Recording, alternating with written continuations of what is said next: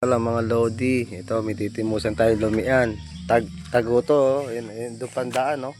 Ando doon ang kalsada. Dito rin sa Tambo Ibaba, Santa Teresita, mga lodi. Yan, titimusan natin to.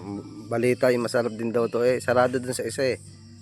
Yan, titimusan natin. Loading order namin dito sa may Tambo Ibaba, Santa Teresita, mga lodi. Tago nga to, tago. Balaytay, marami doon nakain dito maaga kami ngayon. Ano, ayun ang place nila. Ang mga lodi yan. Atin ang titimusan na rin kung ating kabagay masarap baga ba. Pero sabi ng pamangkin ko masarap daw. Ano masabi mo pamangkin? Masarap, okay daw. Kaya sinama ko dito, yan. Siya ating titimusan mga lodi. Bahala na kayo. Ay inang.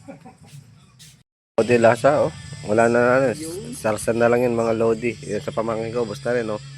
Dito ito matatagpuan sa may Tambo Ibaba sa Teresita, Batangas. Batangas yan. Ito ang ano niya, pangalan niya. Kuya Glenn Tommy House. Yan. Hindi niya walang kalaman ng tindahan. May vlogger dito. Yan po may-ari, yan lalapang yan. Napaaga kami.